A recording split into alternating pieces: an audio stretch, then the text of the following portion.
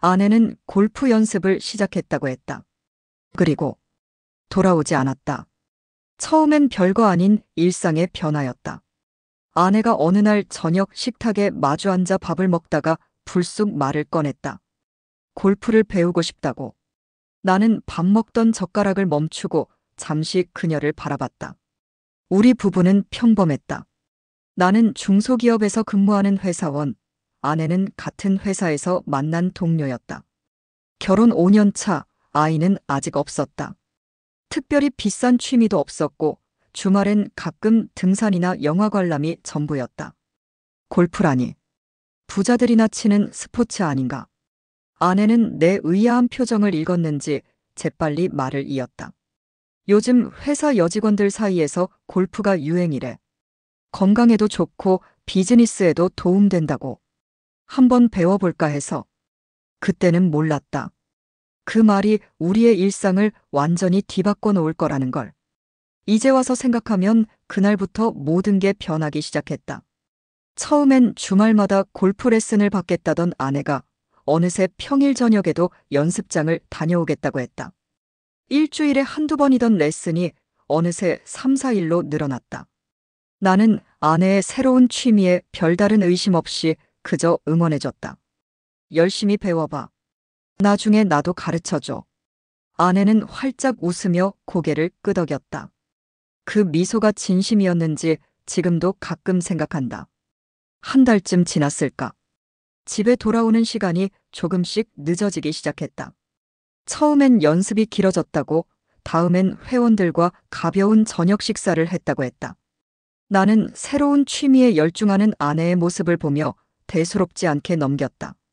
하지만 변화는 거기서 그치지 않았다. 아내의 옷장에 골프웨어가 늘어났다. 처음엔 기능성 티셔츠와 바지 몇 벌이었는데 어느새 고급 브랜드의 골프복으로 채워졌다. 신발장에는 골프화가 제자리를 차지했고 집 한구석엔 골프 가방이 등장했다. 그래도 괜찮았다. 취미 생활에 돈을 쓰는 건 자연스러운 일이니까. 아내가 열심히 일하면서 번 돈으로 자신의 취미에 투자하는 건 당연한 권리였다. 그런데 이상한 점이 하나둘 눈에 들어오기 시작했다. 식탁에서 밥을 먹을 때도 텔레비전을 볼 때도 아내의 시선은 자꾸만 핸드폰에 꽂혔다. 메시지가 올 때마다 화면을 슬쩍 가리는 버릇이 생겼다. 내가 곁에 다가가면 황급히 화면을 끄곤 했다. 그때부터였을까? 가슴 한켠에 작은 의심이 자라기 시작한 건 어느 날 저녁 나는 무심코 물었다. 요즘 골프 많이 늘었어? 아내는 잠시 동작을 멈추더니 핸드폰을 내려놓고 싱긋 웃었다. 응, 조금씩. 아직 멀었지만. 코치님이 재능 있다고 칭찬해 주셔서 더 열심히 하게 돼. 코치님. 그 단어가 내 귀에 걸렸다. 왜인지 불편했다. 코치는 어떤 사람인데? 나도 모르게 나온 질문에 아내의 표정이 미묘하게 굳었다가 풀렸다. 그냥 골프 잘 가르치는 전문가야. 뭐가 궁금한 거야? 아니, 그냥. 그 대화 이후로 아내와 나 사이에 미세한 벽이 생긴 것 같았다. 예전처럼 스스럼 없이 대화하지 않았고 서로의 하루를 물어보는 습관도 사라졌다. 밤에 함께 누워도 등을 돌린 채로 잠이 들기 일쑤였다. 2달이 지났을 무렵 나는 회사 동료와 술자리에서 우연히 골프 이야기를 듣게 됐다. 요즘 골프장에서 젊은 여성들이 프로 코치와 불륜하는 일이 많다더라. 내 친구 회사에서도 그런 일이 있었어. 술잔을 기울이던 내 손이 잠시 멈췄다. 동료는 내 표정 변화를 눈치채지 못하고 계속 떠들었다. 골프 레슨이라는 게 코치와 1대1로 붙어서 하잖아. 자세 교정한다고 몸도 자주 접촉하고. 거기서 시작된대. 가슴이 답답해졌다. 집에 돌아와 아내가 잠든 모습을 바라보며 밤새 뒤척였다. 아내를 의심하는 내가 미웠다. 하지만 그 불안은 쉽게 가라앉지 않았다. 다음 날 아내는 저녁에 골프 연습을 다녀오겠다고 말했다. 평소와 다름없는 말투였지만 왠지 눈빛이 달랐다. 언제 돌아와? 10시쯤? 오래 안 할 거야. 내가 데리러 갈까? 아내는 잠시 당황한 기색을 보이더니 고개를 저었다. 아니야, 괜찮아. 동료들이랑 같이 오니까. 그날 저녁 나는 일찍 퇴근해서 집에서 아내를 기다렸다. 10시가 되었지만 아내는 돌아오지 않았다. 11시, 12시가 지나도 소식이 없었다. 전화를 걸었지만 연결되지 않았다. 새벽 1시, 불안감에 차서 골프 연습장으로 향했다. 당연히 문은 닫혀 있었고 캄캄한 건물만이 나를 맞이했다. 주차장에는 차 한 대 없었다. 집으로 돌아와 뜬 눈으로 밤을 지새웠다. 아침이 되자 회사에 병가를 내고 경찰서로 향했다. 하지만 경찰은 아내가 자발적으로 나간 것 같다며 24시간이 지나봐야 실종 신고를 받을 수 있다고 했다. 그날 오후 나는 용기를 내 아내가 다니던 골프 연습장을 찾았다. 평일 낮이었지만 연습장은 사람들로 북적였다. 데스크에 있던 직원에게 아내의 이름을 말하자 직원은 잠시 생각하더니 고개를 끄덕였다. 네, 김지연 회원님 말씀이시죠? 어제도 오셨는데. 어제요? 몇 시까지 있었나요? 글쎄요. 저는 6시까지 근무라서 그 이유는 잘 모르겠네요. 하지만 박 프로님과 레슨 받으시던데. 박 프로요? 어떤 분인가요? 직원은 잠시 망설이는 듯 했다. 그때 옆에서 다른 여직원이 끼어들었다. 아, 지연 씨요? 박 프로랑 많이 친하던데. 레슨 끝나고 항상 같이 나가시던걸요. 얼굴이 화끈거렸다. 가슴 속에서 무언가가 천천히 무너져 내리는 느낌이었다. 박 프로는 어디 있나요? 오늘은 휴무일이에요. 내일 오실 거예요. 그렇게 헛걸음을 하고 집으로 돌아왔다. 현관문을 열자 익숙한 정막이 나를 반겼다.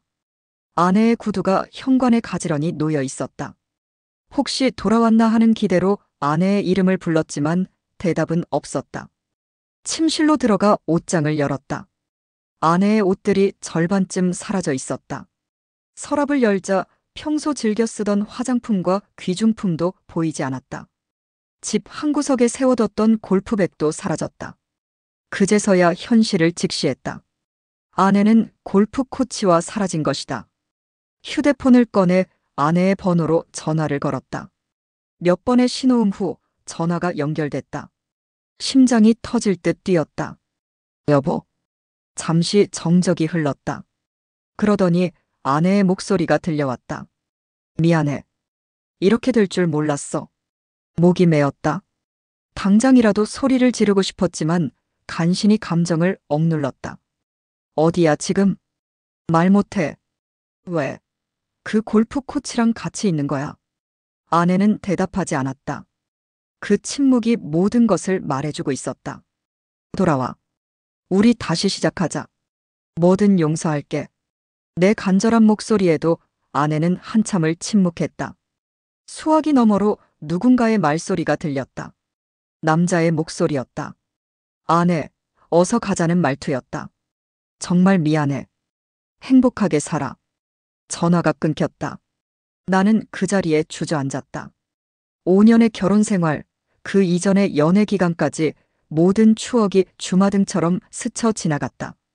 그리고 골프를 배우겠다던 그날의 아내 얼굴이 떠올랐다. 골프채를 잡고 웃던 내 얼굴이 내게는 마지막이었다. 집안은 적막했다. 텅 빈 옷장처럼 내 가슴도 비어버린 것 같았다. 소파에 앉아 멍하니 창밖을 바라봤다. 해가 지고 있었다. 어둠이 찾아오고 있었다. 그날 이후 나는 혼자가 되었다. 아내가 사라진 지 일주일이 지났다. 회사에 복귀했지만 일은 손에 잡히지 않았다. 동료들의 동정 어린 시선이 등을 따라다녔다. 아무도 직접적으로 말하진 않았지만 소문은 빠르게 퍼졌다. 아내가 골프 코치와 도망쳤다는 이야기가 회사 내에 파다했다. 내가 뭘 잘못했을까? 매일 밤 같은 질문을 되풀이했다. 혹시 내가 더 관심을 가졌다면, 더 대화를 나눴다면, 아내의 변화를 일찍 눈치챘다면. 끝없는 가정만 이어졌다. 집에 있는 것이 고통스러워 퇴근 후엔 주로 술집을 전전했다.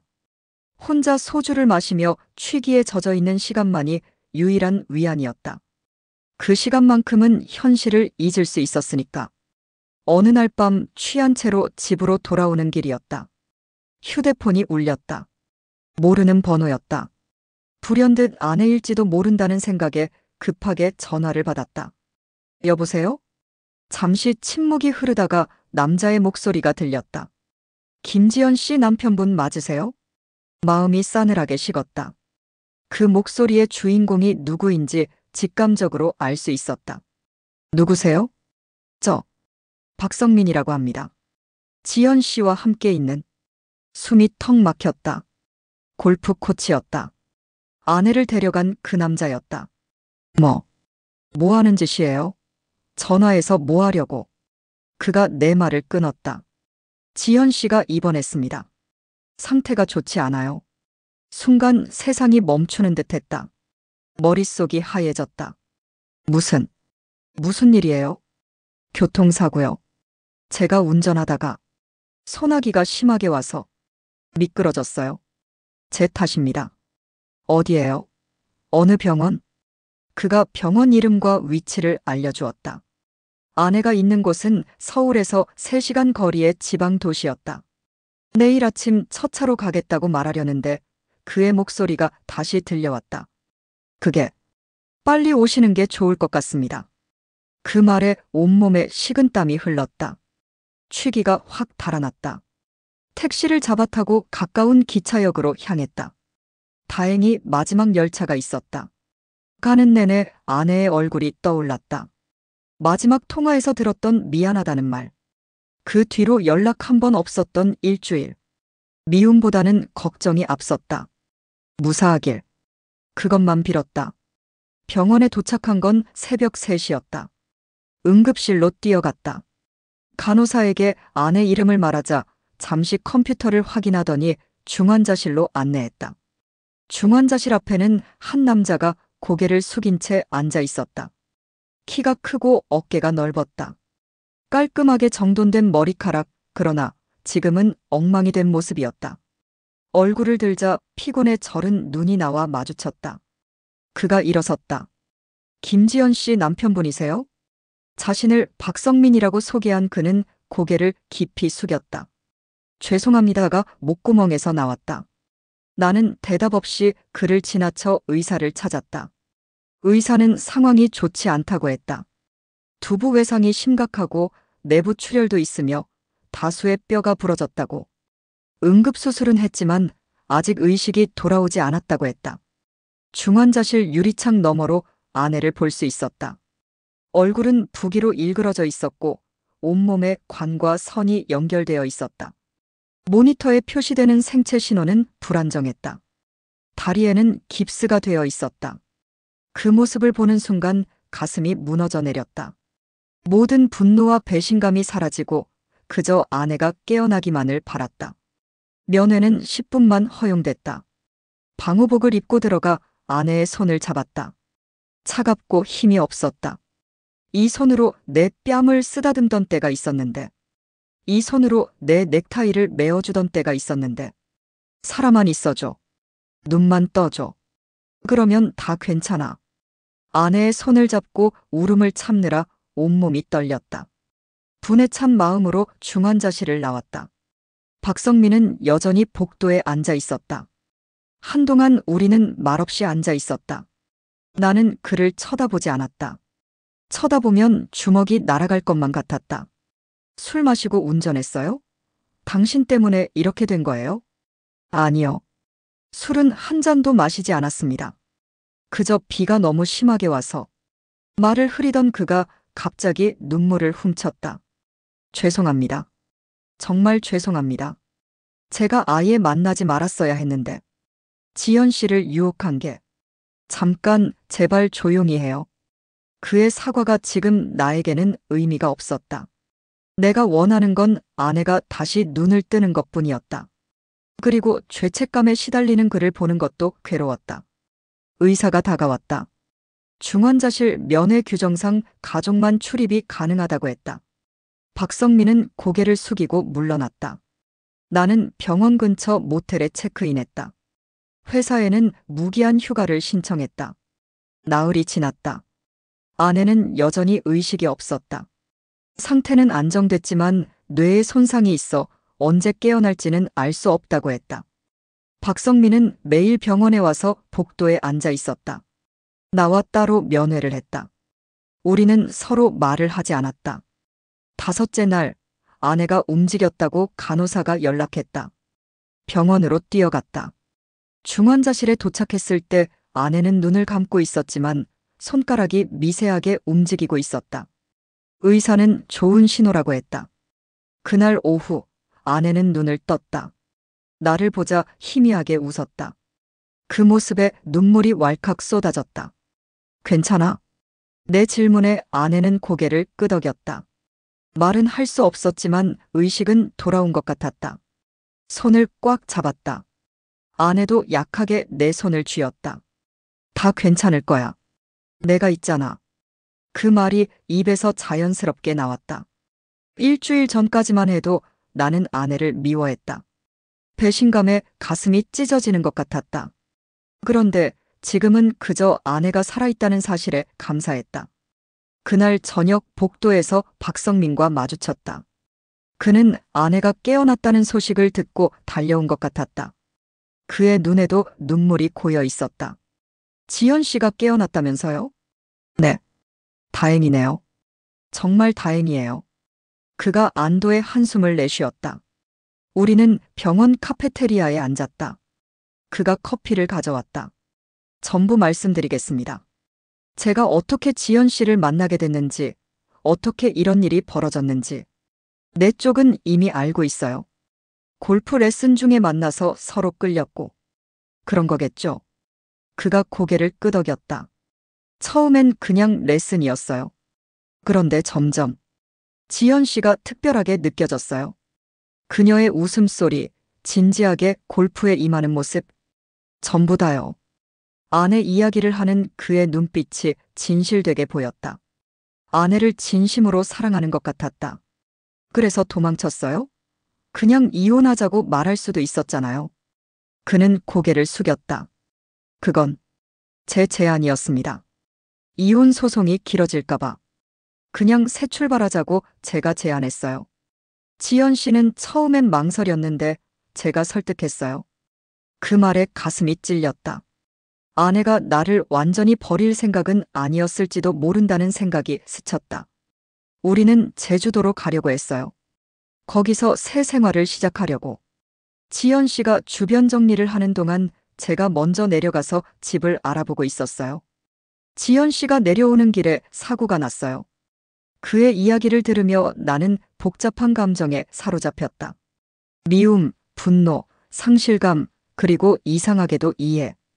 아내가 왜 그를 선택했는지 어렴풋이 알 것 같았다. 일주일이 더 지났다. 아내의 상태는 점점 좋아졌다. 일반 병실로 옮겨졌고 말도 할 수 있게 되었다. 박성민은 매일 병문안을 왔다가 나를 보면 물러났다. 그는 아내를 만나지 못했다. 내가 허락하지 않았기 때문이다. 어느 날 아내가 내게 물었다. 그 사람은 어디 있어? 목소리는 약했지만 또렷했다. 매일 와. 하지만 널 만나진 못하게 했어. 내 대답에 아내는 고개를 끄덕였다. 그러더니 눈물을 흘렸다. 미안해. 정말 미안해. 내 손을 꼭 잡는 아내의 손에 온기가 돌았다. 아내는 계속해서 사과했다. 나는 그저 아내의 손을 잡고 있었다. 너무 어리석었어. 일시적인 감정에 휩쓸려서 모든 걸 버리려고 했어. 괜찮아. 지금은 그런 이야기 하지 말자. 아내는 흐느꼈다. 그리고 조용히 말했다. 그 사람을 정말 사랑했던 건 아니야. 그냥 새로운 세계를 보여줬어. 내가 모르던 것들을. 그 감정이 사랑인 줄 알았어. 그 말이 나를 찔렀다. 아내가 원했던 건 새로운 세계였다. 그리고 나는 그동안 아내에게 그런 세계를 보여주지 못했다. 일상에 안주했고 변화를 두려워했다. 다시 시작하자. 우리. 내 말에 아내는 놀란 눈으로 나를 바라봤다. 정말? 이런 나를 용서할 수 있어? 용서할 건 없어. 우리 둘 다 실수했어. 난 내가 필요한 것을 보지 못했고, 넌 그것을 다른 곳에서 찾으려 했고. 아내는 내 손을 꼭 잡았다. 우리는 오랫동안 말없이 앉아 있었다. 창밖으로는 봄비가 내리고 있었다. 그날 저녁 아내는 박성민을 만나고 싶다고 했다. 내가 그를 불렀다.